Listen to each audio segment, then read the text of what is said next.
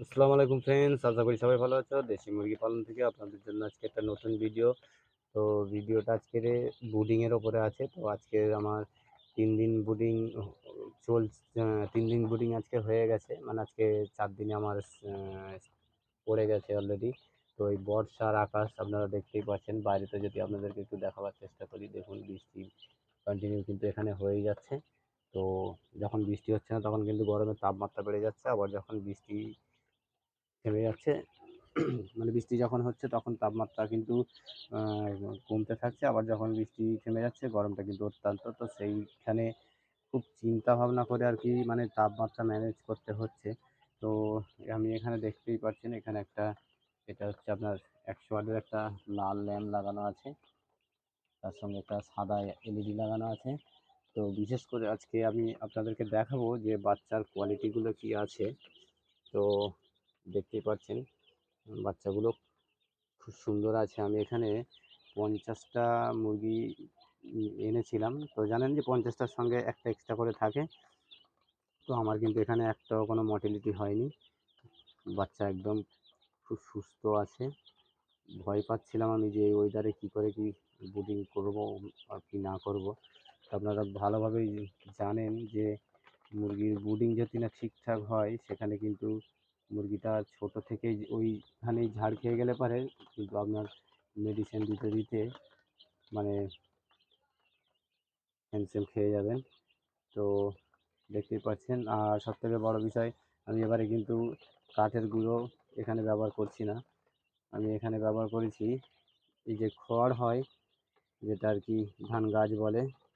তো আমি এখানে এই খড় কিন্তু এইভাবে দেখতেই পাচ্ছেন এইরকম ঠিক ছোটো ছোটো করে কেটে নিয়েছি। কেন ধানের কাঠের গুঁড়োতে বা যেগুলো সমস্যা ফেস করেছি আমি এর আগে ভিডিওতে, আমি আপনাদেরকে বলেছিলাম যে কাঠের ভুসি যে ডাস্টগুলো থাকে সেগুলো কি হয়, মুরগির মানে নাকে টাকেগুলো ঢুকে যায়, গিয়ে তাদের কিন্তু অনেক রকমের প্রবলেম হয়। তো সেই জন্য আমি কিন্তু এবারে কাঠের গুঁড়ো আর ব্যবহার করছি না। আর আমাদের এখানে ধানের ছিলকাটা অ্যাভেলেবেল পাওয়া যায় না। তো ধানের ছিলকা যদিও পাওয়া যায় তাতে কিন্তু অনেক মাটি থাকে, তো অনেক গুঁড়ো ডাস্টও তাতে থাকে। সেই ক্ষেত্রে আমি কিন্তু এখানে ব্যবহার করছি, দেখতেই পাচ্ছেন আপনারা, এটা খড় কাটা আছে এখানে। তো বাচ্চাগুলো আল্লাহর রহমতে খুব সুন্দর আছে। আপনারাও চাইলে এইভাবে করতে পারেন। তো এখানে আমি 3 দিনে কী কী মেডিসিন ইউজ করেছি আমি আপনাদের সঙ্গে সেটাই শেয়ার করার জন্য বিশেষ করে আজকের ভিডিওটা করা। তো আমি এখানে 1ম দিনে বাচ্চাটা এনেছি। বাচ্চাটা আমার এসেছেও অনেক বেলাতে। আমার এখানে বাচ্চা যেখানে সকাল 5টার সময় ঢোকার কথা, সেই বাচ্চা কিন্তু আমার এসছে এখানে দুপুর 12:30 নাগাদ বাচ্চা আমার বাড়িতে এসে পৌঁছেছে, মানে ফার্মে। তো সেই কারণে আমি ওদেরকে কন্টিনিউ 4 ঘন্টা গুড়ের পানি করে দিয়েছিলাম, মানে গুড় দিয়ে পানি মিক্স করে খাইয়েছি। খাওয়ার পরে কিন্তু বাচ্চাগুলো আমার খুব সুন্দর মানে কোয়ান্টিটি হয়ে গেছে। তো দেখতেই পাচ্ছেন একদম সুন্দর বাচ্চা। মানে আমি এই বাচ্চাগুলো যে এত সুন্দরভাবে ব্রিডিং করতে পারবো এই ওয়েদারেতে, সেটা কিন্তু আমি মানে আশা করিনি।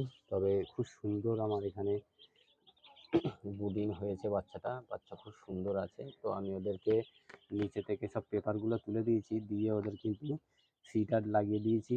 এখানে পানির ড্রিঙ্কারও দিয়েছি। তো পানির ড্রিঙ্কারটা বর্তমানে এখন নিচে রাখা আছে। তো আমি এটা আস্তে আস্তে তুলতে থাকবো। বাচ্চা যত বড় হবে তত ড্রিঙ্কারও উঁচু হবে, ফিডারও উঁচু হবে। এটা আপনারা জানেন, এইভাবে করতে হয়।